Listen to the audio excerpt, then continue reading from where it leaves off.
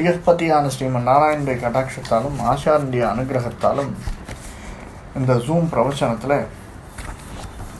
கிட்டத்தட்ட 4000 திவ்ய பிரபந்தத்தில் பெரியாழ்வார் திருமொழி முடித்து, நாச்சியார் திருமொழி முடித்து, குலசேகர பெருமான் அருளி செய்த பெருமாள் திருமொழி. இதற்கு பெருமாள் திருமொழி அப்படின்னு ஏன் பேர் வந்ததுன்னு பார்த்தோம்.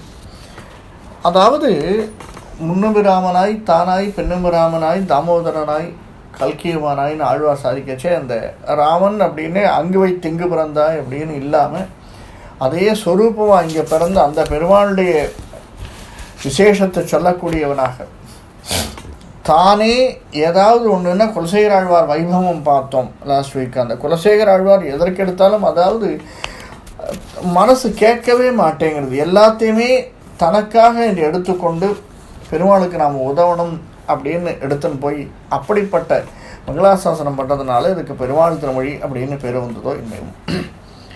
இருள் இரிய சுடர்மணிகள் இமைக்கும் நெற்றி இனத்துத்தி அணிபணம் ஆயிரங்கள் ஆர்த்த அரவரச பெருஞ்சோதி அனந்தன் என்னும் அணிவிளங்கும் உயர் வெள்ளை அணையை மேவி திருவரங்க பெருநகருள் தென்னீர் பொன்னி திரைக்கையால் அடிவருட பள்ளி கொள்ளும் கருமணியை கோமளத்தை கண்டுகொண்டு என் கண்ணினைகள் என்று போலோ கழிக்கும் நாள். அதாவது இதெல்லாம் நான் எப்போ பார்ப்பேன், எப்போ என்னால் பார்க்க முடியும், இதெல்லாம் எனக்கு கிடைக்குமா? இப்போ நாமளே நினச்சிக்கிறோம் இல்லையா, 108 திவ்யதேசங்கள் சேவிக்கணும் அப்படின்னா இதெல்லாம் எந்த காலத்தில் நல்லா சேவிக்க முடியும்? எனக்கோ வயசாகிடுத்து, 60 வயசுக்கு மேலே ஆகுது, பத்ரிகாசிரமெல்லாம் ஏறி போக முடியுமா? அங்கெல்லாம் திருப்பதியே நடந்து போகணுன்னு நினச்சா முடிய மாட்டேங்கிறது. சோளிங்கர் இப்போ தான் ஏதோ விஞ்சி ஏதோ போட்டிருக்காலாம், அந்த இதில் மலைய மேலே ஏறுறதுக்குள்ளே பொறுன்னு ஆகிடுது. இப்படிப்பட்ட திவ்யதேசங்கள் எல்லாம் ஒன்று நான் சேவிக்கணும்னா பகவான் அருள் எப்போ கிடைக்கும் என்னன்னு தெரியலையே அப்படின்னு நாமளே ரொம்ப நொந்து கொள்கிறா போலே அப்பயே ஆழ்வார் நொந்துருக்கார். இதெல்லாம் எனக்கு கிடைக்குமா என்று கொலோ கழிக்கும் நாளை, நான் என்னைக்கு இதெல்லாம் கழிக்கிறது, என்னைக்கு போய் பெருமாளை சேவிக்கிறது? அது எப்படிப்பட்டவன்? துத்தி அப்படின்னா நல்ல பாம்பு அப்படின்னு அர்த்தம். நல்ல பாம்பு நம்ம பார்த்துருக்கோம், அது படம் எடுக்கச்சே ஒரு மாதிரி அந்த நாகத்திலே ஒரு நாமம் போட்ட மாதிரி இருக்கும் அப்படின்ட்டு ஒரு யூ மாதிரி ஒன்று தெரியும், அதைத்தான் சொல்கிறா. அப்படிப்பட்ட திருவரங்கம் பெரிய கோயில், எப்படிப்பட்ட பெருநகர் தென்னீர் பொன்னி, தெளிந்த நீர் இருக்குமா. இப்பெல்லாம் ஒரு சேறு சகதியாக இருக்குது, அந்த மாதிரி இல்லை. தெளிந்த நீராக இருக்கக்கூடிய காவிரி ஆற்றினுடைய நடுவே இருக்கக்கூடியது ஒளிவடுகின்ற மாணிக்கங்கள், கருமணியை கோமளத்தை கண்டுகொண்டு மாணிக்கங்கள் இருக்கக்கூடியதாக இந்த திரு அரங்கம் ஸ்ரீரங்கத்தை பற்றி மங்களாசாசனம் பண்ணுறார். இந்த ஸ்ரீரங்கம் மங்களாசாசனம் பண்ணச்சே இவருக்கு ஒன்றுத்துக்குமே லீலா விபூதி, நித்திய விபூதி, லீலா விபூதி இரண்டையுமே சொல்ல வந்த ஆழ்வார். அதாவது 3 திருமொழிகள், மொத்தம் 6 திருமொழிகளில் தனித்தனே 11 பாடல் இருக்குது. இதில் 3 திருமொழிகளில் வித்தியாசமாக பாடி ஒவ்வொன்றையும் ஸ்ரீரங்கத்தையும் திருச்சித்திரகூடத்தையும் அயோத்தியையும் இப்படி ஒன்றொன்றையும் பாடிருக்கார். இதில் திருவரங்கத்தை பாடிச்சு முதல்ல பக்கத்தில் நியர்பை இருக்கிற இடம் அப்படிங்கிறதுனால திருவரங்கம் நான் என்னைக்கு போய் இப்படிப்பட்ட மாணிக்கங்கள் விளங்கக்கூடிய நெற்றியையும் சிறந்த புள்ளியையும், எப்படி அது இருளறிய சுடர்மணிகள் இமைக்கும் நெற்றி இனி துத்தி அணி பணம் ஆயிரங்கள், ஆதிசேஷன் அப்படின்னா நாம் பார்க்குறோம் 1000 தலைகள் கொண்டவன் ஆதிசேஷன் அப்படின்னு. இதை ராமானுஜர் பதில் சொல்லச்சே சொல்லுவார் இல்லையா, 1000 பேர் யார் வேணாலும் கேள்வி கேளுங்கன்னச்சே ராமானுஜர் திரும்பி திரைக்கு பின்னாடி போட்டுட்டு ராமானுஜர் பதில் சொல்லுவார் அப்படின்னு சொல்லுவார். ராமானுஜனுடைய வித்தாந்தத்தை சொல்லச்சே சொல்லுவார். அந்த மாதிரி ராமானுஜர் ஆதிசேஷனுடைய அம்சமாக விளங்கக்கூடியவர், இலக்குவனுடைய அம்சமாக விளங்கக்கூடியவர். அதனால் அந்த நெற்றியில் 1000 படங்களோட ஆதிசேஷன் மேலே அழகாக பள்ளி கொண்டிருக்கக்கூடியவன் திருவரங்க பெருமான். அந்த அழகு இருக்கே, கோமளம் அப்படின்னா அழகு. அந்த காவிரி திரைகள் அப்படியே வருடி கொடுக்குற மாதிரி இருக்குமா. பல இடங்களில் போனால் இப்போ கிருஷ்ணா, கோதாவரி, கங்கை அதெல்லாம் எடுத்துனோம்னா, பிரம்மபுத்திராலாம் எடுத்தோம்னா ரொம்ப பெரிய பெரிய நதிகள், அதெல்லாம் ஆழமும் அதிகம் அகலமும் அதிகம். அந்த நதிகளெல்லாம் எல்லா இடத்துலையும் வருடி கொடுக்குற மாதிரி இருக்காது. ஆனால் இங்கே காவிரி மட்டும் எந்த இடத்துல பார்த்தாலுமே அப்படியே ஒரு மாதிரி ரொம்ப புயல் இல்லாமல் தென்றல் மாதிரி இருக்கக்கூடிய ஒரு நதி காவிரி. அந்த மாதிரி இருக்கக்கூடிய, அதுவும் எப்படி இருக்கான், பெருமாளுடைய திருவடி வருடி கொடுக்குற மாதிரி இருக்கான் காவிரி. அவ்வளவு அழகாக காவிரியும் பகவானை சொல்லச்சே நம்ம கம்பராமாயணத்தில் பார்த்தோம். கம்பராமாயணம் மட்டுமல்ல, வால்மீகி ராமாயணத்தில் இந்த கோசலை நகருடைய, அயோத்தி நகருடைய அழகை வர்ணிக்கச்சே எந்த அளவுக்கு அந்த மரங்கள் எல்லாம் செழிப்பாக இருக்கக்கூடியது. அப்படியே சரையோ நதி இந்த பக்கம் போயின்னு இருக்கு, அந்த நதியினுடைய காற்று அடித்து எப்படி இருக்குது அந்த ஊர் அப்படிங்கிறத வர்ணிப்பான் கம்பன். அந்த மாதிரி அவ்வளவு அழகாக இருக்கக்கூடியது. மேலே ஒரு நீல ரத்தினம் சாய்ந்தது போல் இருக்கா. அறவசர பெருஞ்சோதி அனந்தனும் அழிவிளங்கும் உயர் வெள்ளை அணையை மேவி. அதாவது பெருமாள் கண் வளர அப்படின்னா அனந்த சயனமாக இருக்கக்கூடியதாக, அனந்தத்திலே சயனமாக இருக்கக்கூடியவன் அனந்த சயனன். அப்படிப்பட்ட வறுமையாளன் சோற்றை கண்டு உண்ணத் துடிப்பது போலே அப்படின்னு ஒரு இதுவை கொடுக்குறார் அவர். அதாவது பசியோடு இருக்கிறவன் ஒரு 4-5 நாள் பசி, அந்த பசியோடு இருக்கிறவனுக்கு ஒரு கவளம் சோறு கிடைத்தால் எந்த அளவுக்கு அவனுக்கு அந்த சோறு அவனை ஏற்றுக்கொள்ளக்கூடியதாக அதை பாட்டு அலைஞ்சிட்டு வருவானோ அந்த மாதிரி நான் இருக்கேன் அப்படின்னு சொல்கிறாராம். ஏன்னா வியாக்கியானகர்த்தா சொல்கிறது, வறுமை அந்த அளவிற்கு பட்டினி கிடக்கும் என் கண்கள் என்று கூட கழிக்கும் நாளை, யாரை கண்டு பட்டினி கிடக்குது, உன்னை நான் என்று பார்ப்பேன் என்று இந்த கண்கள் ஏங்கி கொண்டிருக்கின்றன அப்படிங்கிறார். கண்களின் ஏக்கம் அந்த வார்த்தைகளிலே வெளிப்படுகிறது அப்படின்னு தான் சொல்லணும். அப்படின்னா என்ன அர்த்தம்? இதை சாதாரண அர்த்தமாக நம்ம சாதாரண அர்த்தத்தை பார்த்துட்டோம். ஒரு முக்கியமான விஷயம் என்ன அப்படின்னா, கண்ணார காணுதல் அப்படின்னா கண் இணைகள் என்று கொள்ளோ. இப்போது நம்ம பார்க்குறோம், 2 பார்வையும் ஒரே மாதிரி தான் இருக்குது. ஒரு கண்ணை மூடி ஒரு கண்ணை திறந்து நாம் பார்த்தோன்னு வச்சுக்கோங்களேன், வேறு மாதிரியாக தெரியும். இதனால தான் ஷூட் பண்ணிச்சே பார்ப்பா, ஒரு கண்ணில் ஒரு மூடி போட்டிருப்பா, அவளுக்கு எந்த இடத்துல இருக்கிறது அப்படின்றது தெரியாது. ஆனால் இப்போ 2 கண்களுமே இணையாக இருக்குமா, கண் இணைகள் அப்படிங்கிற அறிவர். 2 கண்ணும் என்று ஒன்னை கழிக்கும் நாள் அப்படின்னா சாதாரணமாக 2 கண்கள் என்று ஒன்னை கழிக்கக்கூடிய நாட்கள் அப்படின்னு சொல்லலாம். இன்னொன்று, என்னுடைய கர்மா, நான் நல்லதும் பண்ணிருக்கேன் கெட்டதும் பண்ணிருக்கேன், 2மே ஒரு சேர இருந்து அது இல்லாமல் போகணும் இல்லையா? என்னுடைய நல்ல கர்மா, நான் தானம் தவம் செய்கிறேன் அப்படின்னா அடுத்த பிறகு நான் நல்லவனாக பிறப்பேன்.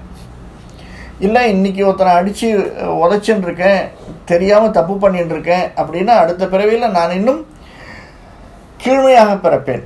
இது 2மே இல்லாத இந்த கர்மா ஒரு இடத்துல ரயில்வே ட்ராக் மாதிரி போயிட்டே இருக்கக்கூடாது, 2ம் ஒரு இடத்தில் சேர வேண்டும். அந்த மாதிரி கண் இலைகள் இணைந்து என்று நான் உன்னை சேருவது, அப்போ தானே உன்னை பார்க்க முடியும். கர்மா இருக்கிற வரைக்கும் நான் உன்னை பார்க்கறதுக்கான சந்தர்ப்பமே எனக்கு கிடைக்காதே. 2 கண்ணும் இணைந்து உன்னை காண வேண்டும். அப்படிப்பட்ட என்னுடைய கர்மா எல்லாம் தொலைந்து உன்னை நான் சரணாகதி என்று அடைந்து அப்பொழுது உன்னை நான் பார்க்கக்கூடிய பாக்கியம் எனக்கு எப்போ கிடைக்கும்? ஆழ்வாரே இப்படி தன்னை தானே கேட்டுக்கொண்டு பகவானிடம் பிரார்த்திக்கிறார்னா நாமெல்லாம் எந்த மூலை இல்லையா? அடுத்த பாசுரம் பாருங்க. வாயோர் ஈர் 500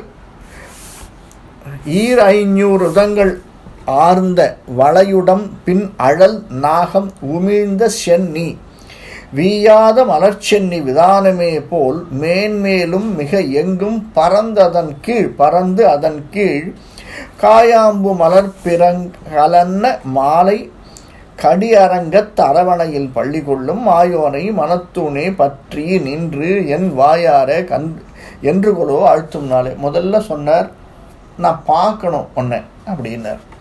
ஏன்னா முதல்ல நமக்கு தெரியணும் இல்லையா?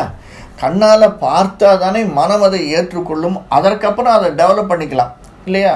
ஒரு பாட்டாக சொல்கிறதோ அல்லது பொருளாக சொல்கிறதோ அதை கவிதையாக சொல்கிறதோ எப்படி சொல்கிறதோ அது டெவலப். ஒன்றுமே கண்ணால் பார்க்காமலேயே யானையை கண்ட குருடம் போல இருக்க முடியுமா? இருக்க முடியாது. அதனால் முதல்ல அவர் சொன்னார், கருமணியை கோமளத்தை கண்டு கொண்டு என் கண் இணைகள் என்று கொலோ கழிக்கும். முதல்ல நான் கண்ணால் பார்க்கணுன்னுட்டார். இப்போ கண்ணால் பார்த்துட்டார். ரொம்ப தூரத்துலேருந்து கண்ணால் பார்த்தாச்சு. கருட சந்நிதிக்கு கருட மண்டபத்தை உள்ள நுழைஞ்ச உடனே இங்கேருந்தே பெருமாள் விளக்கு போட்டு வச்சுருக்கா, பார்த்தாச்சு பெருமாள். அடுத்து என்ன, மாயோனே மனத்தூணே பற்றி நின்று என் வாயார என்று குழு வாழ்த்தும் நாள். என் வாயார உன்னுடைய நாமத்தை நான் இன்னைக்கு சொல்லுவேன். இன்றைக்கி அதை தான் போட்டிருந்தேன், இருந்தாலும் பார்க்கலாம் முடியுமான்னு. வாயார என்று குழு வாழ்த்தும் நாளை, வாழ்த்து சொல்லணும் அப்படின்னா ஆழ்வார் சொல்லியிருக்கார். முதல்ல ஆரம்பித்ததே பல்லாண்டு பல்லாண்டு பல்லாயிரத்தாண்டு அப்படின்னு தான் இல்லையா. தன்னுடைய மருமகனுக்கு பல்லாண்டு சொல்லி தான் ஆரம்பித்தார் பெரியாழ்வார். நான் உன்னை என்று வாழ்த்துவது அப்படின்னா வணங்குவது அப்படின்னு அர்த்தம். என்று குலோ வாழ்த்தும் நாளே ஆவல் தீர நான் என்னைக்கு உன்னை நான் வாழ்த்துவது. 1000 வாய்களாலும் 1000 திருப்பெயர்களை சொல்லி எம்பெருமானை துதிப்பவனும் பால் போலும் வெளுத்த உடலையுடையுமான ஆதிசேஷன் சொல்கிறான்.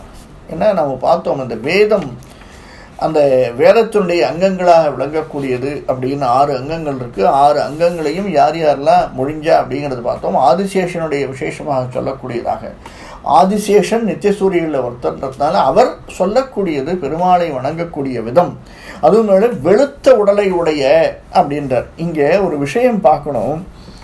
வாயோர் 200 உதங்கள் ஆர்ந்த வளையுடம்பின் அழல் நாகம் உமிழ்ந்த செந்தி. அப்படி அவன் அதிக பற்று காரணமாய் யாரேனும் கொடிய அரக்கர்கள் அசுரர்கள் வந்து எம்பெருமானுக்கு இன்னர்களை விளைவிக்கப் போகிறார்களோ என்று தீயினை கக்கக்கூடியவனா. யார்? அழலை வாயினின்று உமிழ்ந்து கொண்டுள்ளான் அப்படின்றார். இந்த கடைசியில் ஒரு வார்த்தை நான் என்னைக்கு ஒன்று வாழ்த்துவேன்னு சொல்கிறார். இது ரெண்டையும் கம்பேர் பண்ணி பாருங்கண்ணே. ஏன் சுவாமி, அவன் ஆதிசேஷனை காப்பாற்றுவானா? இந்த ஆதிசேஷன் அசுரர்களெல்லாம் கிட்டக்க வராத தீயை உமிழ்ந்து பெருமாளை காப்பாற்றுவாரா? நினச்சி பாருங்களேன். நாம் நினச்சிக்கிறோம் இல்லையா, இப்போ நாம் தான் நினச்சிக்கிறோம் நம்ம குழந்தைகளை நாம் காப்பாற்றுறோம், அவளை படிக்க வச்சோம், அவளை வழி நடத்துகிறோம். 40 வயசு 50 வயசுக்கும் அவளை இன்னும் குழந்தையாகவே நினச்சிட்டு இருக்கோம் அப்படின்னு இல்லையா? நாம் அப்படி தான் நினச்சிட்டு இருக்கோம். எவ்வளோ வயசானாலும் 60 வயசானாலும் நமக்கு 60 வயசு 70 வயசானவனும் 80 வயசானவனும் குழந்தைகள் என்ன நினைக்கிறோம், அந்த குழந்தைக்கு 50 வயசான கூட டே என்னடா இப்படி பண்ணிட்டேன், அவனுக்கு ஏதோ ஒன்றுமே தெரியாத மாதிரி கடைசியில் நாம தான் இருந்து அவனை வழிநடத்த போகிற மாதிரி ஒரு எண்ணம், அவ்வளவுதான். அந்த எண்ணம் ஆழ்வாருக்கு இருந்திருக்கு. ஆழ்வாருக்கு மட்டும் இல்லை, இதை சொல்கிறார் ஆதிசேஷனுக்கே இருந்திருக்குன்றார் அவர். ஆதிசேஷனே செந்தி, அதாவது தீயை உமிழ்ந்து, ஆதிசேஷன் பெருமாளை காப்பாற்றணும்னு என்ன கொண்டானான் அப்படின்னா என்ன அர்த்தம் அப்படின்னா, விதானம் மேன்மேலும் மிகையெங்கும் பறந்து அதன் கீழ் காயாம்பு மலர். காயாம்பு மலர்னா அழகான சண்பக மலர்களாலே அப்படின்னு சொல்லலாம். அப்படிப்பட்ட மலர்களால் அர்ச்சிக்கிறது, இதெல்லாம் நான் எப்போ பண்ணுவேன் அப்படின்னு கேட்குறேன். ஏன்னா அவ்வளவு வெள்ளந்தியாக இருக்காராம் ஆழ்வார். எல்லா விதத்துலேயும் வெள்ளந்தியாக இருக்கிறது. எனக்கு நீ எனக்கு செய்கிறேன், நான் உனக்கு எப்போ செய்ய போகிறேன், நீ எனக்கு என்னென்னமோ செய்கிறியே, நிறைய செய்கிறேன், நான் கேட்காமையே எனக்கு அள்ளி அள்ளி கொடுத்துட்டுருக்கேன், நான் இப்போ உனக்கு செய்ய போகிறேன், அந்த மாதிரி கேட்குறோம் இல்லையா? அதைத்தான் ஆழ்வார் கேட்குறார். அந்த வளைந்த உடம்பு அழல் நாகம். அந்த நாகம் என்ன? அரங்கம்மாள் கொண்ட அன்பு அப்படிங்கிற அவனிடம் கொண்ட அதீத அன்பு. அந்த அதீத அன்புனால என்ன பண்ணுறாராம், செந்திய யாருமே கிட்ட நெருங்காமல் நாம தான் காப்பாற்றணும் அப்படின்னு கருடன் நினச்சிக்கிறார் இல்லையா? அப்பப்போ பெருமாளை அழைச்சின்னு நினச்சி நாம தான் பெருமாளை இந்த இடத்துக்கு அழைச்சிட்டு வந்தோம், நாம தான் பெருமாளை ஏழை பண்ணிட்டு வரோம் அப்படின்னு கருடன் நினைக்கிறது உண்டு இல்லையா? நம்ம அதை பார்த்தோம். அந்த மாதிரி ஆதிசேஷன் நினைக்கிறாரா, நாம தான் பெருமாளை அசுரர்கள்ட்டேருந்து காப்பாற்றணும் அப்படின்னு நினைக்கிறாராம். ஆனால் இந்த ஆதிசேஷன் என்ன ஆனார் மோகனாவதாரத்தில் அப்படின்றது நமக்கு தெரியும் இல்லையா? அதனுடைய அம்சம் தானே ராகுகேத்து. அரங்கன்பால் கொண்ட அன்பு எல்லாமே இங்கே வந்து நிற்கிறது. கடைசியில் அந்த பக்தியும் பிரபத்தியும் அவனிடம் கொண்ட ஈடுபாடும் கொண்ட அன்பும் எப்படி இருக்குது, அவ்வளோதான். அல்டிமேட்டாக பகவானிடத்திலே நமக்கு ஏற்படக்கூடிய அந்த அன்பு. காயாம்பூ மலர் பிறங்கலன்ன மாலை கடியரங்கத்து அரவணையில் பள்ளி கொள்ளும்.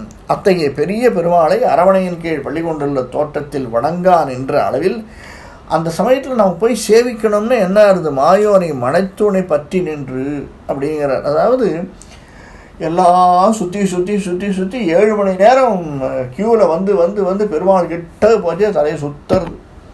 என்ன பண்ணுறது, பக்கத்தில் இருக்கிற தூணை பிடிச்சிக்கிறாராம். ஒரு அதீதமான கற்பனை. தடுமாறும் போது கண்களும் கால்களும் நெஞ்சமும் தடுமாறும் போது அரங்கத்தம்மான் திருக்கோயில் இருக்கக்கூடிய தூண்கள் இருக்கு இல்லையா, மனத்தூண்கள் இரண்டையும் பற்றி கொண்டு, இந்த மனத்தூண்கள் அப்படிங்கிறதுக்கு இந்த இடத்துல இப்பயும் ஸ்ரீரங்கத்தில் இருக்குது அப்படின்னு இவர் போட்டிருக்கார். திருமணத்தூண்கள் அப்படின்னு திருவரங்கன் கருவறைக்குள்ளே இருக்கக்கூடிய அருகிலே இருக்கக்கூடியது மணவாள சன்னதிக்கு உள்ளே நீங்கள் போனீங்கன்னா அந்த இடத்துல இருக்காம் ஒரு தூண்கள். எந்த இடத்துல, அதாவது நம்ம மற்ற சன்னதிக்கெல்லாம் போனோம்னா செவ்வகத்தில் இருக்கும் இல்லையா, அந்த கட்டுமான பணி அப்படின்னு சொல்லுவோம். இந்த இடத்துல தூண்களாக இருக்கிறது அப்படின்னு சாதிக்கிறார். கிட்டே போய் பார்த்தாலும் தெரியும் அந்த தூண் எவ்வளவு அழகாக இருக்குது அப்படின்னு. அந்த தூளை பிடிச்சு நிற்கிறாராம். அந்த அளவுக்கு கிட்ட போக முடியுமா நம்மளாலன்னு தெரியல. அர்ச்சகாலிக்கே அந்த தூளை தெரிஞ்சு தான் தொட்டுருப்பாளா இல்லை தெரியாமல் தொழுவாளான்னு தெரியல. இவர் சொல்ல என்னால் கால்களும் கண்களும் தடுமாறும் போது ஒரு தூணை நான் தொட்டுக்கிறேன் இல்லையா, மனத்தூணே பற்றி நின்று என் வாயார் என்று கூட உன்னை வாழ்த்தும் நாளே. இது சாதாரண அர்த்தம், இப்படி தானே அர்த்தமானது இல்லையா. இதில் இன்னொரு வார்த்தை பாருங்க, மனத்தூணே பற்றி நின்று என் வாயார. பெருமாளே, நான் உன்னை சேவிக்கணும் அப்படின்னா எனக்கு ஒரு ஆச்சாரிய சம்பந்தம் வேணும். நான் அப்படி வழி தவறி இப்படி அப்படியும் போய் எல்லா இடத்திலும் அலைந்து அலைந்து அலைந்து என் கண்கள் செருகி கால்கள் அப்படியே நடமாடி எங்கேயோ போகிற போது என்னை இழுத்துருந்து உங்ககிட்ட விடுறது யாரு? அந்த ஆச்சாரியன். அந்த ஆச்சாரிய சம்பந்தம் வேணும். அந்த தூண்களுடைய ஒரு என்னை கையில் எடுத்து காக்கக்கூடிய அந்த தூண்களுடைய சம்பந்தம் வேணும், ஆச்சாரிய சம்பந்தம்.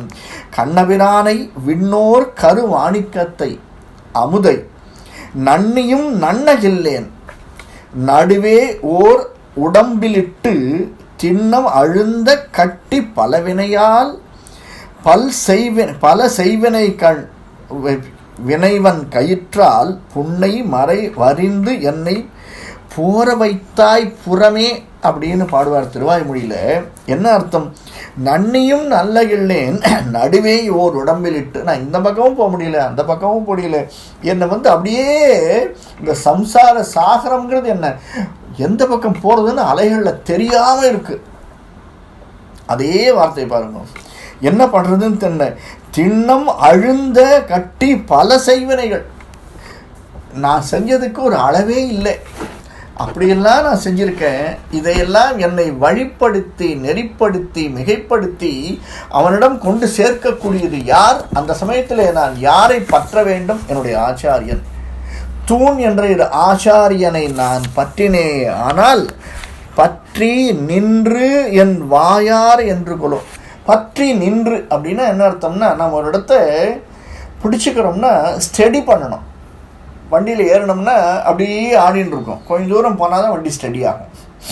ஸோ ஆச்சாரிய சம்பந்தம் கிடைச்ச உடனே நம்மளுக்கு நேர பெருமாள் தெரிஞ்சிட மாட்டார். நின்று நிதானித்து நம்மை நாம் உணர்ந்ததுக்கு அப்புறமா தான் அவர் சொல்லித்தரதெல்லாம் மனசில் ஏறும். அதுக்கப்புறம் பிரபத்தி பண்ணி அது எப்படி வருமா? என்னுடைய வாயார வருவோம். வாயார என்று கொலோ வாழ்த்தும் நாள். என்னைக்கு நான் உன்னை எடுத்துக்கிறது? இதெல்லாம் எப்போ நடக்கிறது? இப்படிப்பட்ட ஒரு இதெல்லாம் எனக்கு கிடைக்கவே இல்லையே, சம்பந்தமே இல்லையே இறைவா. எல்லாம் எனக்கு எப்போ கிடைக்க போகிறது? இந்த பிறவையில் இதெல்லாம் கிடைக்குமா? அதுக்கெல்லாம் நான் கொடுப்பேன்னு இருக்கா? எனக்கு எல்லாம் நான் உன்னால் பண்ண முடியுமா?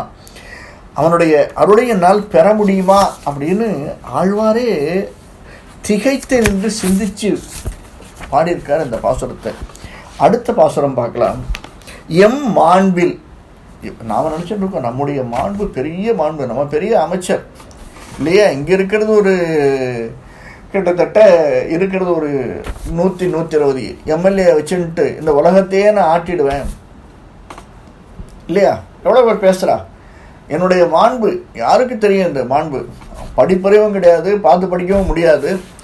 இப்படி இதெல்லாம் நினச்சிட்டு இருக்கா. எம் மாண்பில் அயன் 4 நாவினாலும். யார்? 4 நாவினால். 4 புறம் 4 திக்கு பிரம்மாவுக்கு, அதனால 4 நாவு.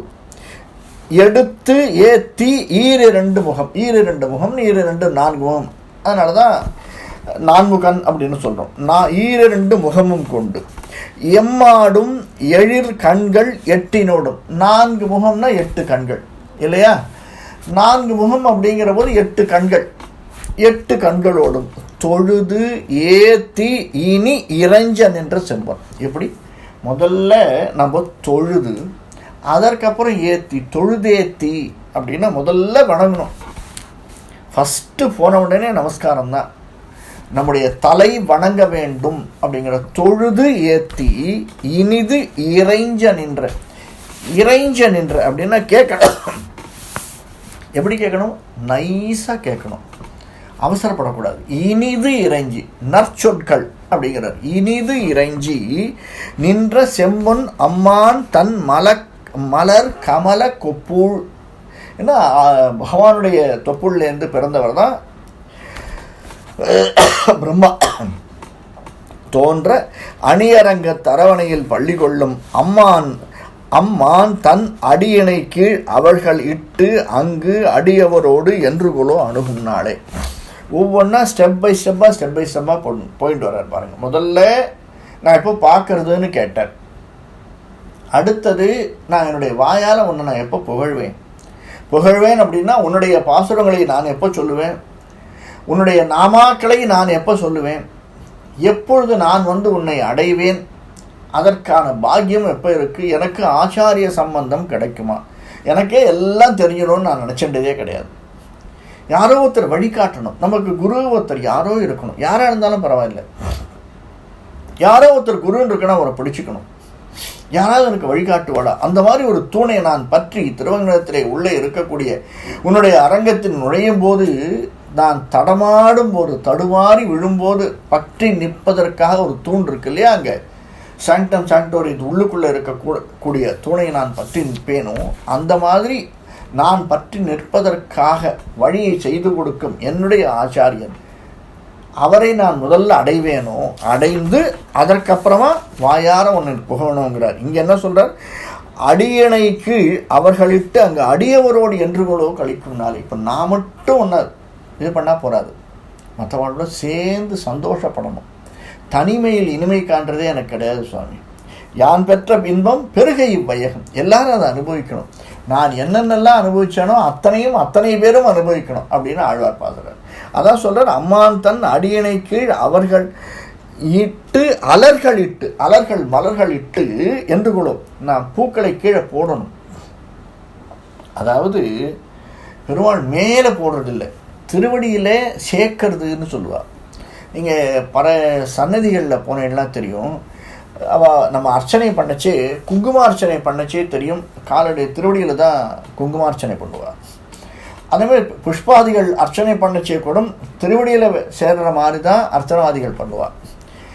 மாலை கொன்றை அதெல்லாம் போடுறதுங்கிறது வேறு, ஆனால் புஷ்பங்கள் சேர்ப்பது அந்த மாதிரி அர்ச்சனை பண்ணக்கூடிய நாள் எப்போ எனக்கு கிடைக்கும்? அலர்கள் இட்டு அங்கு அடியவரோடு என்று அணுகும் நாளே. முதல்ல நான் கண்ணால் பார்க்கணுன்னார், அடுத்தது வாயால் பாடணும்னார். அந்த வாயால் நான் பாடுறதுக்கு எனக்கு யார் வேணும்? ஒரு ஆச்சாரிய சம்பந்தம் வேணும்ன்றார். இவன் ஆச்சாரிய சம்பந்தம் கிடச்சி கொடுத்து நான் என்ன உன்னை பார்க்க போகிறேன், என்ன யாருடைய இதுவாக, எப்படி பிரம்மன் உன்னை பண்ணினானோ அப்படின்னு மறைகளால் துதி செய்து நாபிக்கமலத்தில் விளங்கும்படி திருவரங்கத்து பாம்பனையில் பள்ளி கொண்டிருக்கக்கூடியவன். நீ எப்படி இருக்கக்கூடியவன்? அங்கே உன்னுடைய நாபிக்கமலத்திலிருந்து எழுந்து பிரம்மன் அமைந்திருக்கக்கூடியதாக. அப்படின்னா என்ன அர்த்தம்? இதில் ஒரு விளக்கம். இது வரைக்கும் பெருமாளுடைய அழகை மட்டும் சொல்லிட்டு இருந்தார். இங்கே பிரம்மாவையும் சேர்த்து சொல்கிறார். 4 முகங்கள் இருக்கக்கூடியது, 8 கண்கள் இருக்கக்கூடியவரான பிரம்மாவை தாங்கள் சுமந்து கொண்டு நிற்கிறீர் அப்படிங்கிறார். ஏன்னா தொப்புளிலிருந்து சுமந்துன்னு இருக்கார், இவர் தானே சுமந்துன்னு இருக்கார். அந்த மாதிரி என்னுடைய பாவத்தை எல்லாம் நான் என்ன பண்ணுறேன், நேர தேவரையருடைய திருவடியில் மலர்கள் இட்டு அடியவரோடு அணுகம் கிட்ட வரணும். முதல்ல பார்த்துட்டேன், அடுத்தது ஆச்சாரிய சம்பந்த மூலியமாக வாயால் புகழ்ந்துட்டேன், அடுத்தது கொஞ்சம் கொஞ்சமாக அப்கிரேடேஷன் நான் ரீச் பண்ணணும். யாரோட தனியாக இல்லை, என்னை நம்பி வந்தவாளோடையும் நீர் எப்படி தாங்கிக் கொண்டிருக்கிறோ அதை போல நான் செய்த தவறுகளை எல்லாம் தாங்கி என்னை ஏற்றுக்கொள்வீராக அப்படிங்கிறது சொல்ல வர்றத இம்பேக்டா சொல்றார் இந்த பாசுரத்தில். அயன் அதாவது பிரம்மன் எல்லா பக்கங்களிலும் பார்க்கக்கூடியவன். 4 பக்கம் இருக்கு.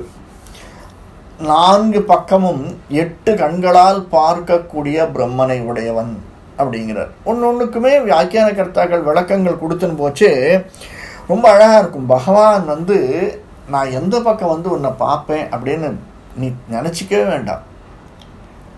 எப்படி நான் 8 கண்களை உடைய பிரம்மனை படைத்து எல்லா புறமும் பார்க்க வைத்தேனோ அதை போன்று நான் உன்னை எங்கிருந்தாலும் பார்த்து கொள்கிறேன் அப்படிங்கிற ஒரு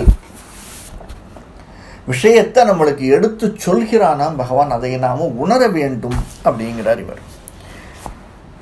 இதில் இன்னொன்று சொல்கிறா, கண் இமைத்து உள்ளத்தே ஒளிர்கின்ற ஒப்பில்லாத அறிவழகனை அகக்கண்களில் காண்கிறான். புறக்காட்சியிலும் தலைவணங்கி பேச்சற்று நிற்பானே, வழிபாட்டை மறிப்பாரின்றி மால் கொண்டு மாலினை காண்பானோ அவன் இரோ அப்படின்னு சாதிக்கிறார். அதாவது யாரவன் கண்கவர் வனப்போன் மனத்தையும் அடிமை கொள்ள கைகூப்பி தொழுது தன்னை மறக்கிறான். இங்கே சில பேர் என்ன பண்ணுவான்னு பார்த்தீங்கன்னா, பெருமாளுக்கு தூப தீபங்கள் சமர்ப்பிப்பார். அப்போது தீபம் காட்டச்சு கண்ணை மூடி, கற்பூர ஆரத்தி காட்டச்சு கண்ணை மூடின்னு பெருமாளை வேண்டிட்டுருப்பாள். அங்கே பெருமாளுடைய அழகை ரசிக்கணுமா? கண்ணை மூடின்ட்டு என்ன ஆகும்? கண்ணை மூடி கண் திரையிலே பெருமாள் தெரிவார், அது வேறு விஷயம். ஆனால் அங்கே காட்டுறது எதுக்காக? இங்கே இருக்கக்கூடிய திருவடி முதல் திருமுடி வரை நீ பார்த்துக்கோ, அர்ச்சாவதாரத்தில் எப்படி இருக்கான்னு பெருமாளை பார்த்துக்கோன்றதுனால கல்பூர ஆரத்தி காட்டுறான். அங்கே போய் கண்ணை மூடின பெருமாளே அப்படின்னா பெருமாளுடைய அழகை ரசிக்கணும். அதை தான் சொல்கிறார். தன்னை மறக்கிறான், அடுத்தது பாடுகிறான். கண்ணிமைத்து உள்ளத்தே ஒளிகின்ற ஒப்பில்லாத அறிவினை அகக்கண்களில் காண்கிறான். கொஞ்சம் கொஞ்சமாக he is reaching him அப்படின்னு சாதிக்கிறார் அப்படின்னு சொல்றார். இப்போ 4வது பாசுரம். மாவினை வாய் பிளந்து உகந்த மாலை. மா அப்படின்னா நிறைய மீனிங் இருக்கு. மானா முதல்ல மகாலட்சுமின்னு அர்த்தம், மானா குதிரைன்னு அர்த்தம். நம்ம நேற்று தான் பார்த்தோம் ஒரு அசுரனுடைய இதுவை. மாவினை பிளந்த குதிரையின் வடிவம் கொண்டு கொல்ல வந்த கேசி என்னும் அசுரனை கொன்றவன். அதனால தான் கேசவன் அப்படின்னு பெருமாளுக்கு பேரு அப்படின்னு சொல்றார். மாவினை வாய் பிளந்து உகந்த மாலை வேலை வண்ணனை. வேலை அப்படின்னா கடல் அப்படின்னு அர்த்தம், வேலை வண்ணனை அப்படின்னா பார்க்கடல் தொழில்பவனை அப்படின்னு அர்த்தம். என் கண்ணனை இங்கே நெருங்கி வந்துட்டார். முதல்ல சொன்னார் இல்லையா, அணுகும் கொலோ, நான் என்னைக்கு ஒன்று அணுக போறேன்னு கேட்டவர். இப்போ அடுத்த லெவல் என்ன வந்துட்டார், என் கண்ணனை அப்படின்னுட்டார். இப்போ சேர்ந்துட்டார், கிட்டக்க வந்துட்டார், பெருமாள் கிட்ட வந்துட்டார். அதனால உரிமையோடு பேசுறார். என் கண்ணனை வன் குன்றம் ஏந்தி ஆவினை அன்று உய்ய கொண்ட ஆயர் ஏற்றை. அவன் எப்படிப்பட்டவன்? ஆணிர்களை மேய்த்தவன், ஆவினை அன்று உய்ய கொண்டவன், அவைகளை காப்பாற்றுவதற்காக அந்த மலையை குடையாய் எடுத்தவன், அமரர்களின் தலைவனை அந்தமிழின் இன்ப பாவினை. யாருக்காக என்ன சில்மிஷம் பண்ணா இந்திரன்? அப்பப்போ இந்திரனுக்கும் கர்வம் வந்துடுறது. இந்திரனுக்கு 2 விஷயம் சுவாமி இந்திரனுக்கு. ஒன்று, ரெண்டுமே காம்ப்ளெக்ஸ் தான், இன்ஃபீரியாரிட்டி காம்ப்ளெக்ஸ் இல்லைன்னா சுப்பீரியாரிட்டி காம்ப்ளெக்ஸ். இந்திரனுக்கு இருக்கிறது 2 தான். 2 காம்ப்ளெக்ஸும் சேர்ந்த மாதிரி ஒருத்தர் இருக்கான் அப்படின்னா தேவேந்திரன் தான். இந்திரன்னு சொல்லப்படாது, தேவேந்திரன்னு சொல்லணும். ஏன்னா 2 காம்ப்ளெக்ஸும் இருக்கிறது. நம்ம அதை பார்த்தோம். இன்ஃபீரியாரிட்டி காம்ப்ளெக்ஸ் எங்கே இருக்குது அப்படின்னா, இந்த யாராவது அசுமேத யாகம் பண்ணிகிட்டே இருந்தால் 999 அசுமேத யாகம் பண்ணிட்டாங்கன்னா 1000வது அசுமேத யாகத்தை தடுத்துருவான். அங்கே இன்ஃபீரியாரிட்டி காம்ப்ளெக்ஸ். நாம் எங்கே எவனாவது நம்ம சீட்டை அபகரிச்சுட்டு போயிடுவானோ அப்படின்னு அப்பப்போ இதையும் நம்ம 108 விதேச வைபவங்களில் பார்த்துருக்கோம். நிறைய இடத்துல இந்த நகுலன் வர்றபோது மற்ற இடத்துலலாம். Superiority complex. இவன் என்னடா நம்மளோட பெரிய ஆளா, பகவான் என்ன கிருஷ்ணன் நம்மளோட பெரிய ஆளா, இவன் என்ன இந்திரனுக்கு அவர்கள்லாம் பூஜை பண்ணிட்டு இருக்கா, எனக்கு பூஜை பண்ணுறா, எனக்கு பூஜை பண்ணாதுன்னு தடுக்கிறதுக்கு இவன் யாரு அங்கே பார்த்தோம் இன்ஃபீரியாரிட்டி காம்ப்ளெக்ஸ், இங்கே பார்க்குறோம் சுப்பீரியர். ரெண்டுமே ஒரு மனுஷனுக்கு இருக்க முடியுமா அப்படின்னா உதாரணமாக கொள்வது தேவேந்திரன் தான். அப்படிப்பட்ட இந்திரனை, அமரர்கள் தலைவனை, சாதாரணமானவன் இல்லைப்பா, அமரர்களுடைய தலைவன், அதையும் உட்கார வச்சது நீ தானே, நீ இந்த பிரம்மாவும் சேர்ந்து தானே உட்கார வச்சிங்க. அவனுடைய கொட்டத்தை அடக்க வேண்டி நீ என்ன பண்ணின, உன்னுடைய சுண்டு விரலால் அந்த கிரியை மலையை தூக்கினாயே. யாருக்காக? ஆவினைகள் காக்கிறதுக்காக. அங்கே இருக்கக்கூடிய கோபிகள், கன்றுகள், பசுக்கள் இவைகளை காப்பதற்காக ஆயரேற்றை அமர்கள் தலைவனை தமிழின் இன்பப் பாவினை, அதுவும் தமிழில் பாடக்கூடியதான். நான் ஒன்று இதில் பாடுறேன், தமிழில் பாடுறேங்கிறத தமிழின் இன்பப்பா, தமிழையும் வடமொழியும் சேர்த்து எனக்கு 2 கண்களாக விளங்கக்கூடியது தமிழும் வடமொழியும். எல்லாரும் நினச்சுருக்கா வடமொழி மட்டும் இல்லை, இல்லை தமிழ் மட்டும் இல்லை, தமிழும் வடமொழியும் இரண்டுமே எனக்கு 2 கண்கள், அதனால் தமிழில் பாடுறேன் அப்படிங்கிறார். ஏன்னா பல பேருக்கு தமிழ் சொன்னாலே புரிய மாட்டேங்கிறது இல்லை, எல்லா இடத்துலையுமே உண்டு. எவ்வளோ பேருக்கு இந்த செந்தமிழில் சொன்னால் புரிய போகிறது. அதுவும் இதற்கடுத்து நாம் பார்க்க போகிறோம் திருச்சந்த விருத்தம் 1. அந்த திருச்சந்த விருத்தனுடைய பாடல்கள் சொன்னால் யாருக்கு புரியும்னு 6 ஒரு 5 7 சீர் 2 3 7 8 நான் தமிழான்னு கேட்பான். இது இவரும் கணக்காகவே போட்டுருக்கேன், இது தமிழான்னு கேட்பான் பல பேர். அதை தான் சொல்கிறார். என்ன சொல்கிறார்? தமிழின் இன்பப்பாவினை அப்படின்ற தமிழில் பாடணுன்னால இன்பம். பாரதியார் சொல்கிற மாதிரி செந்தமிழ் அவ்வளவு அழகான செதுக்கிய தமிழ். அந்த செதுக்கிய தமிழை இன்பப்பாவினை அவ்வடமொழியை பற்றார்கள். ஒன்று தமிழ், இன்னொன்று வடமொழி, ரெண்டையும் சேர்ந்து பற்றார்கள். பயில் அரங்க தரவணையில் 2 பேரும் பயில் அரங்கத்து அந்த இடத்துல இருக்கக்கூடிய முனிவர்கள் அனைவரும் பற்றற்ற முனிவர்கள் அப்படிங்கிறார். அவர்கள் பற்றற்றவர்கள், எதுலேயுமே பற்றில்லாத, பற்றற்றான் பற்றினை அப்படின்னு பற்றில்லாத முனிவர்கள். அவர்கள் 2 மொழிகளிலுமே பாடியிருக்கிறார்கள். பள்ளி கொள்ளும் கோவினை, யார்? பகவானை, நாவுற வழுத்தி எந்தன் கைகள் கொய்மலர் தூய் என்று போலோ கூப்பு நாளே. இங்கே பாருங்கள், ஒன்று சொல்லிகிட்டே வந்தார். மலர்களிட்டு மலர்கள்லேருந்து நான் ஒன்று நெருங்கும்ன்ட்டார். அணுகும் நாளோ அப்படின்னார், நெருங்கினார், அங்கே வந்தார். இப்போ என்னுடைய அப்படிங்கிறார். என் கண்ணன் வேலை வண்ணனை, என் கண்ணனை, ஒரு அட்டாச்மெண்ட் வந்துடுத்து. நான் கிட்ட வந்துட்டேன், பார்த்துட்டேன். அவனை நான் எப்பொழுது சொன்னோம்? கொய்மலர் தூய் என்று கொலோ கூப்பு நாளே. நான் கிட்டக்கு வந்து அவன் மேலே அர்ச்சனை செய்து அவன் திருவடிகளிலே அர்ச்சித்து கைகூப்பி தொழும் நாள் எனக்கு என்று வருமோ? அவருக்கே டவுட். ஆழ்வாருக்கு ஆரம்பத்துலேருந்தே இந்த டவுட்டு கண்டினியூ ஆகிட்டே இருக்கு. இந்த 10 பாசுரத்துலேயே இந்த டவுட்டு கண்டினியூ ஆகும் அவருக்கு. நான் என்னைக்கு அதை பண்ணுவேன்? எல்லாம் இருக்குது, ஆனாலும் என்னால் நடக்க முடியல. எல்லாம் இருக்குது சுவாமி, ஆற்றுல எல்லாம் இருக்குது, ஆனாலும் அந்த மாடிப்படி ஏற முடியல. இல்லையா? சொல்கிறோமா இல்லையா? என்கிட்ட இந்த லேடிஸ் கேட்டால் சொல்லுவா, நிறைய புடவை இருக்குது, 500 புடவை இருக்குது, ஆனால் இடம் உடுத்திக்கிறதுனே தெரியல. இல்லையா? அபரிமிதமாக இருந்தாலும் என்ன செய்கிறோன்னு தெரியாது. அந்த மாதிரி சொல்கிறார். அபரிமிதமாக இருக்குது, என்னது? என்கிட்ட வினைகள். அதனால் நான் உன்னை என்னைக்கு கையில் மலர் இருக்கு, என் கண்ணன் எதிர நீ இருக்க. இவர் சொல்கிறார் இல்லையா, நாராயண பட்டத்திரி, கிருஷ்ணா, நான் இந்த இடத்துல வந்து உட்கார்ந்துருக்கேன், என்னால் உன்னை நிமிர்ந்து பார்க்க முடியலையே, கழுத்தை சாய்த்து உன்னை பார்க்க முடியலையே அப்படின்னு கேட்கச்சு. நீ கவலைப்படாத பட்டத்திரி, நான் உன்னை பார்த்துக்கிட்டேனே, என்னால் கழுத்தை சாய்க்க முடியுமே அப்படின்னு சொன்னான் இல்லையா கிருஷ்ணன். அந்த மாதிரி எல்லாம் இருக்குது, என்கிட்ட மலர் இருக்குது, நீ என்னுடைய கண்ணன் எதிர இருக்க, அதுவும் ஏந்தக்கூடிய எல்லாரையும் தாங்கக்கூடிய பிரம்மனையே தாங்கி கொண்டிருக்கக்கூடியவனாக இருக்கக்கூடிய நீ அந்த அரவணையின் மேல் பள்ளி கொண்டிருக்க. உன்னை நான் ரீச் பண்ணிட்டேன், அணுகிவிட்டேன். அடுத்தது இந்த மலர்களால் அர்ச்சித்து உன்னை நான் கையெடுத்து கூப்பி சேவிக்கும் நாள் என்னாளோ அப்படிங்கிறார். கையெடுத்து கூப்புதல் அப்படின்னா என்ன சுவாமி அர்த்தம்? நிறைய நம்ம இந்த அர்த்தத்தையும் பார்த்துருக்கோம். கையெடுத்து கூப்புதல், ஏன் நம்ம கை கூப்புறோம்? கை கூப்புறதுக்கு விசேஷங்கள் நிறைய சொல்லுவாங்க. இந்த இடத்துல இவர் சொல்ல வர்றது கை கூப்புதல் அப்படின்னா கை 2 ஒன்று சேருதல் இல்லையா? 5 விரலும் ஒன்றும் இல்லை, 5 விரலும் ஒன்றும் இல்லைன்னுவா. ஆனால் அந்த 2 5 விரலும் ஒன்றாயிடும் இல்லையா கையை கூப்பச்சே. வித்தியாசம் தெரியுறதா உங்களுக்கு? இல்லையே. ரெண்டும் சேர்ந்து விடுகிறது. எது? இந்த ஜீவாத்மாவும் பரமாத்மாவும் சேர வேண்டும் என்ற எண்ணம் எங்கே உதிக்க ஆரம்பிக்கிறது? நம்ம கையை கூப்புற போது உதிக்க ஆரம்பிக்கிறது. அந்த நிலைமை எனக்கு என்னைக்கு வரும் சுவாமி? அர்ச்சிக்கிறேன், வாயால் உன்னை புகழறேன், பாடுறேன். ஆனாலும் நான் என்னைக்கு இந்த ஜீவாத்மா உன்னை வந்து சேரும்? ஆச்சாரிய சம்பந்தம் இருக்குது, பக்தி பண்ணுறேன், பிரபத்தி பண்ணுறேன். ஆனாலும் என்னமோ ஒரு டவுட்டு இருந்துகிட்டே இருக்கேப்பா, எனக்கு புரியல, கர்மாதானா அது இல்லையா? அடுத்த பாசுரத்தில் சொல்கிறார் பாருங்க. இணையில்லா இன்னிசை யாழ் கெழுமி இன்ப தும்புருவும் நாரதனும் இறைஞ்சி ஏத்த. எப்படி? இணையில்லா இன்னிசை யாழ் கெழுமி.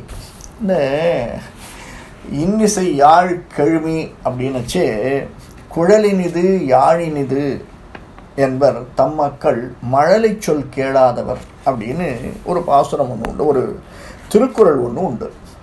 குழல் இனிது யாழ் இனிது இல்லையா? இங்கே சொல்கிறார் இணையில்லா இன்னிசை யாழ் கெழுமி அப்படிங்கிறதுக்கு உதாரணம் நான் சொல்கிறேன் பாருங்க. அடுத்தது இவரே சொல்கிறார், தும்புரு நாரதன் 2 பேரை கொடுத்துட்றார். அங்கே வாங்க. எல்லாமே ஸ்ரீமன் நாராயணனை தொழுவதற்காகத்தான் அப்படிங்கிறது திருக்குறள் ஃபுல்லாக நிறைய பேர் சொல்லிட்டாங்க. இந்த உதாரணத்தை அங்கே கொண்டு போய் சேர்த்தேன்னு வச்சுக்கோங்களேன். குழல் இனிது யாழ் இனிது அப்படின்னா, யாழ் அப்படிங்கிறது பெண்பால், குழல் அப்படிங்கிறது ஆண்பால். நீங்கள் எடுத்து பார்த்தீங்கன்னா தெரியும்.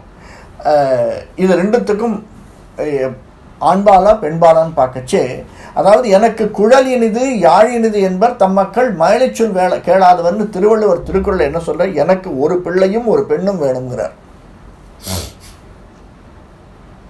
2 பிள்ளையா கொடுத்துறாதே. கொடுத்தா அந்த பெண் குழந்தையினுடைய அனுபவிப்பு எனக்கு இருக்காது. 2 பெண்ணாக கொடுத்துட்டேன்னா மற்றவன் பிள்ளை பற்றவனை பார்த்து வயிச்சறிஞ்சிருப்பேன். அதனால் குழல் இனிது யாழ் இனிது 2ஐயும் எனக்கு கொடு. இதை தான் இங்கே சொல்கிறார். யாழ் கெழுமி இன்ப தும்புருவும் நாரதனும் இறைஞ்சி அப்படிங்கிற. நாரதரை பற்றி உங்களுக்கு தெரியும். தும்புரு இசைக்கக்கூடியவர், ஒரு முனிவர். நாரதர் உலகமெல்லாம் சுற்றி வரக்கூடியவர். ராமனும் லக்குவனும் ஒரு 2 வாரத்துக்கு முன்னாடி பார்த்தோம். ராமனும் லக்குவனும் விஸ்வாமித்திரருடைய யாகத்தை காப்பதற்காக வந்தவர்கள். கம்மன் சாதிப்பான் இல்லையா, இமை போல் காத்தனர் அப்படின்னு. எப்படி மேலிமை கீழமை சுற்றி சுற்றி வந்து காக்குமோ அந்த மாதிரி ராமன் சுற்றி சுற்றி வந்து காத்தான் அப்படின்னு. அந்த மாதிரி இங்கே இருக்கக்கூடிய நாரதர் உலகத்தை எல்லாம் சுற்றி வரக்கூடியவர்.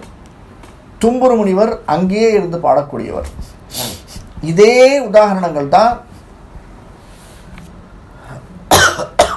சிவன் பார்வதி 2 பேரும் உட்கார்ந்துருச்சே, மாம்பழத்தை தரா. முருகன் மயில் மேல் ஏறிக்கொண்டு உலகத்தை சுற்றி வருகிறான். அம்மா அப்பாவை சுற்றி வந்தால் உலகத்தை சுற்றி வருதல் அப்படின்னு சொல்லிட்டு அம்மா அப்பாவையே சுற்றி வந்து அந்த கனியை பெற்றுக்கொள்கிறான் விநாயகன். இது கதை. என்னன்னா, இதே தத்துவம் தான் அங்கேயும் சொல்லப்படுகிறது. உலகத்தை சுற்றி வந்தாலும் அம்மா அப்பாவை சுற்றி வந்தாலும் 2ம் ஒன்று அப்படிங்கிறது எங்கே நிரூபிக்க முடியும்? இந்த தத்துவத்தினால தான் நிரூபிக்க முடியும். ஒன்று சொரூபம், இன்னொன்று அரூபம். சொரூபமாக இருக்கக்கூடியதை நான் சுற்றி வந்து உனக்கு காண்பிக்கிறேன். இன்னொன்று அரூபமாக இருக்கக்கூடியது. பகவான் நீ நினைச்சனா சொரூபமாகவும் இருப்பான், அரூபமாகவும் இருப்பான் என்பதை காட்டக்கூடியது தான் அந்த கதையினுடைய தத்துவம். இங்கே பார்க்கலாம். தும்புருவும் நாரதனும் இறைஞ்சி ஏத்த, ரொம்ப கெஞ்சி கேட்டுக்கிறார். எதை? உன்னுடைய திருக்கல்யாண குணங்களை அப்படின்னு சொல்றார். துணையில்லா தென்மறை நூல் தோத்திரத்தால் துன் மலர்கண் அயன் வணங்கி ஏவாது ஏத்த மணிமாட மாளிகைகள் மல்கு செல்வம் அதிநரங்க தரவணையில் பள்ளி கொள்ளும் மணிவண்ணன் அம்மானை கண்டுகொள்ளும் என் மலர்ச்சென்னிகள். இருவரும் பெருமாளுடைய திருக்கல்யாண குணங்களை இசையில் வடிவமாக, வீணையின் வடிவமாக கொடுக்கக்கூடியவர்கள், பாடிக்கொண்டு இருக்கக்கூடியவர்கள். அடுத்தது 4 முகங்களாலும் 4 வேதங்களை ஓதிக்கொண்டு இருக்கக்கூடியவன். யார்? தும்புரு நாரதரும் யாழினால் இசைத்து ஏற்றக்கூடியவர்கள். தென்மறை நூல் தோத்திரத்தால் அயன் வணங்கி, எப்போ பார்த்தாலும் 4 வேதங்களின் வழியாக உன்னை வணங்கி கொண்டிருக்கக்கூடியவன்.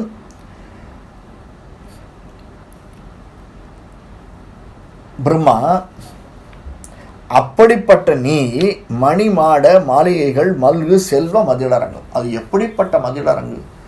மாட மாளிகைகள், செல்வங்கள் அப்படியே ஓடுறதான், மணி துளிகள், அனைத்து விதமான மணிகளும் அனைத்து விதமான செல்வங்களும் நிறைந்து இருக்கக்கூடிய இடம். பெருமாளே, நீ இருக்கியே அங்கே செல்வத்துக்கு குறைச்சலா கேட்கணுமா? நீ இருக்கக்கூடிய இடம் இது, நீ பள்ளி கொண்டு இருக்கக்கூடிய இடம்.